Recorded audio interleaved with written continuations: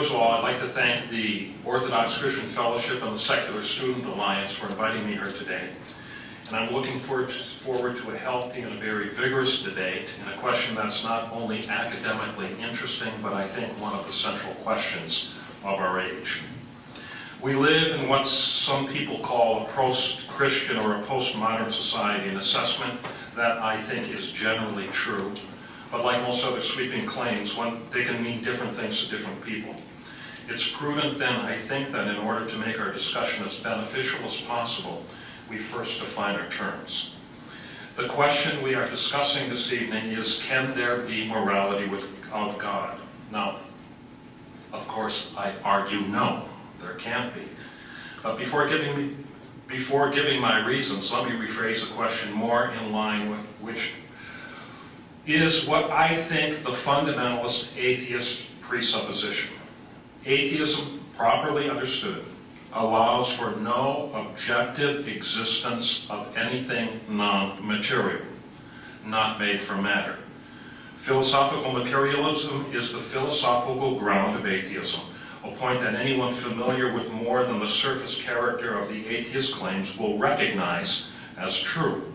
As such, it should be noted that atheism is a relatively recent phenomenon, at least the variety we speak of this evening, and as I think anyone, as I said, with a basic familiarity with the question will confirm. And it is recent because philosophical materialism, some people call it scientific rationalism or naturalism, is itself a relatively recent phenomenon.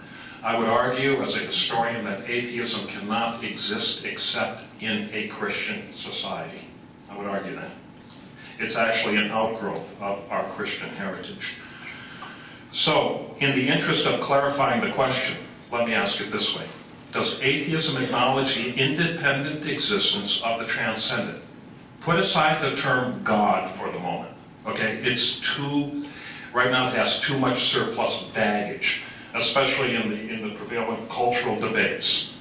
When we say God, let's talk right now in terms of transcendent, because the point I'm making is not a religious point, it's a philosophical point. And it's this. Does atheism even acknowledge the independent existence of the transcendent or any being or even principle apart from matter, apart from that which can be quantified using the tools of science? The answer, at least if the atheist is true to his premises, must be no. Just so you understand, I'm not making a moral judgment on that at all. Okay? It's not a moral judgment, so don't read that into my words. What I'm doing is trying to draw a philosophical distinction that I think is true. Now, does this mean that the atheist himself is immoral? Of course not. Doesn't mean that at all. There are plenty of moral atheists. It does mean, however, that the atheist, despite his embrace of moral principles and sometimes even his passionate defense of moral positions, and which even I, as a Christian, would say are the right positions, the atheist and I can be co-laborers on some issues if we both agree and decide that what we're fighting against is indeed an injustice. We can go to war together, even if he draws his principle from a different source than I do.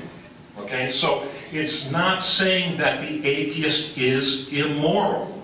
Don't make that mistake. So, but despite the passionate defense, despite the depth of conviction, you cannot say, philosophically speaking, that the depth of that moral principle he's following is anything greater than either private conviction or social convention. No transcendent reference, no authority beyond the atheist's own conviction, besides the rightness of some action over others, exists, philosophically. Philosophical materialism, the notion that all reality is grounded in matter, does not allow for that. From the view of one holds to transcendent causes then, which would be me, and in my case, the God of Abraham, understood within the framework of Orthodox Christianity. That a definition of reality cannot be reduced to matter alone. That matter is not the source of what defines and shapes our ideas of meaning, aesthetics, justice, and so forth. The atheist might indeed hold moral views incongruent to my own. In fact, might even be more moral of a person than I am. It could be. But the value he places on the one moral act over another is necessarily derivative, which is to say, dependent on a view of the universe, of nature and reality that is not his own. Atheists take umbrage at that statement, and I can understand why. They get offended when I state that their moral views are derived from the categories and grammar of the Christian moral tradition. And necessarily so, because the Christian moral tradition has shaped what we know of Western culture. If an atheist says, for example, that killing is wrong, he's not drawing from the first principles of his philosophy.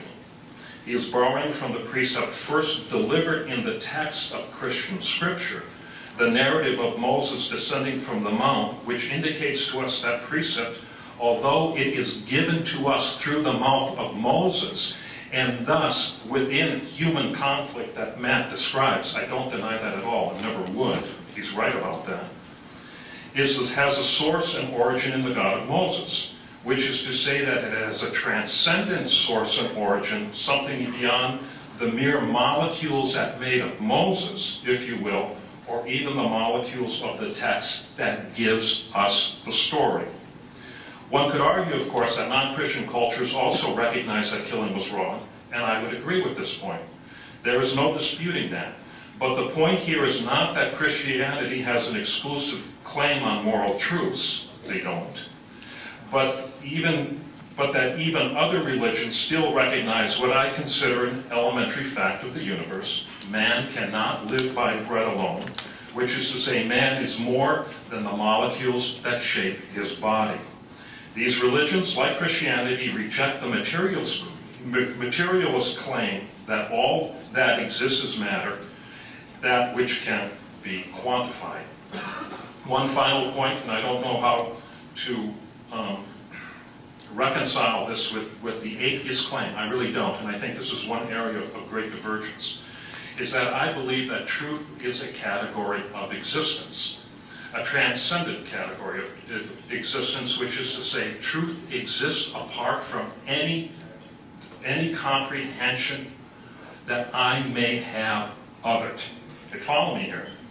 I believe that truth is a category of existence, a transcendent category of existence, which is to say that truth exists apart from my comprehension or understanding of it. I may think that I know the truth. Maybe I really even know what is true. But my belief in what is true does not bring that truth into being. In other words, truth exists independent of whether or not I believe in it, just as light exists independent of my ability to see it. True, if I am blind, I don't experience the light. It has no effect in me. But the light nevertheless exists. I'm not sure how the atheist can assert the existence of any enduring truth. The best he can do, I think, is assert that truth has a pragmatic character. And with that, I would agree. It just happens to be what most people believe, rightly or wrongly, and its effect is dependent not on any objective existence, but dependent on the depth of belief by what they believe is indeed the truth.